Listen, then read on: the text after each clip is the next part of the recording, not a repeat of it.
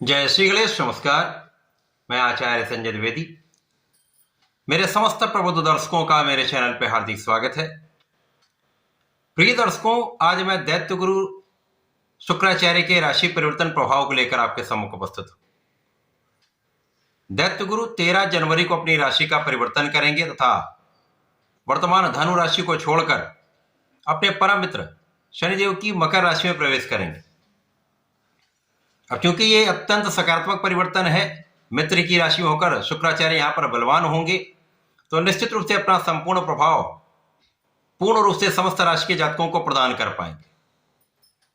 आज मैं कर्क राशि के लिए दैत्य गुरु शुक्राचार्य के इस राशि परिवर्तन का, इस परिवर्तन से मिलने वाले लाभ का, अथवा कहीं पर कोई समस्या या अवरोध है तो उसका क्या निराकरण है, संपूर्ण विश्लेषण मैं पूर्ण तर्क के साथ करने जा रहा हूं। प्रिय दर्शकों, इस राशिफल को आप अपने लग्न तथा राशि दोनों के अनुसार देख सकते हैं। कर्क राशि चंद्रमा की राशि है। यहां पर यदि हम अवलोकन करें तो शुक्राचार्य दो विशिष्ट भाव के स्वामी हैं। शुक्राचार्य यहां पर लाभ के स्वामी तथा आपके सुख के स्वामी। लाभेश सुखेश का गोचर वर्तमान समय में आपके षष्ठम भाव में चल रहा है। अब षष्ठम भाव त्रिक भाव है, जहां पर समस्त ग्रहों का प्रभाव निर्बल हो जाता है। यहां पर निर्बलता आती है, उस ग्रह का कार्यत्व तो कम हो जाता है तथा वो अपना संपूर्ण प्रभाव नहीं दे पाता। परंतु अब ये षष्ठम भाव से निकलकर आपके सप्तम भाव केंद्र के भाव में गोचर करने जा रहे हैं। 13 जनवरी से ऐसी स्थिति बन रही जब ये केंद्र के भाव में महाबलवान स्थिति बनाए। अब यहां पर ये मित्र की राशि में भी होंगे, तो जिसके कारण शुक्राचार्य का प्रभाव कई सौ गुना बढ़ने वाला है। तो शुक्राचार्य जिन जिन कारक भाव के स्वामी हैं तथा जिन भाव के ये स्वामी, उन समस्त भाव में प्रबलता आएगी तथा संपूर्ण लाभ प्रदान करेंगे। नैसर्गिक रूप से शुक्राचार्य जो दैत्य गुरु हैं, परंतु ये गुरु हैं तो ज्ञान भी देते हैं, परंतु ये ऐश्वर्य वैभव सुख संपदा देने वाले, इस भौतिक जगत के समस्त सुखों को प्रदान करने वाले शुक्राचार्य हैं।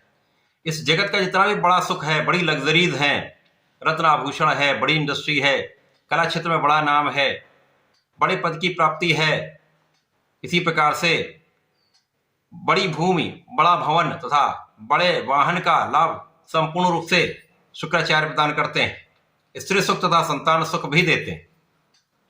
इसी प्रकार से ये आमोद प्रमोद तथा भोग विलास के भी कारक है।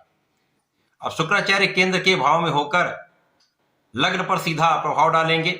180 डिग्री पर इनका सीधा संबंध, इनकी एक ही दृष्टि का प्रभाव होता है, जिसके कारण आपकी लग्न प्रबल होगी। अब लग्न भी यहां पर प्रबल हो रही है और शुक्राचार्य दो विशिष्ट भाव के स्वामी होकर अति बलवान है, जिसके कारण यहां पर आपका प्रभाव बढ़ने वाला है। आपके ऐश्वर्य वैभव सुख संपदा में निश्चित रूप से वृद्धि होगी।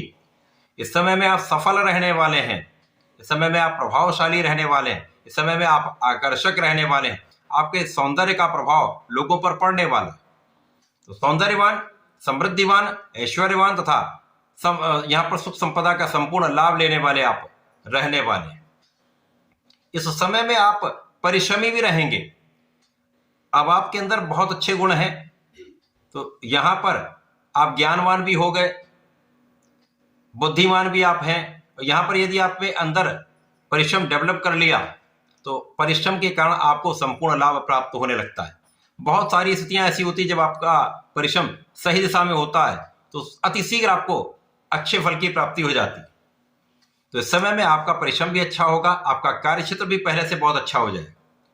कार्यक्षेत्र में प्रगति भी होगी, कार्यक्षेत्र में मान सम्मान की प्राप्ति भी होगी। आपके द्वारा बनाए गए प्लान्स, आपके द्वारा बनाए गए कार्य की प्रणाली यहां पर संपूर्ण रूप से आपको भी लाभ देगी, अन्य लोगों को भी उसका लाभ मिलेगा।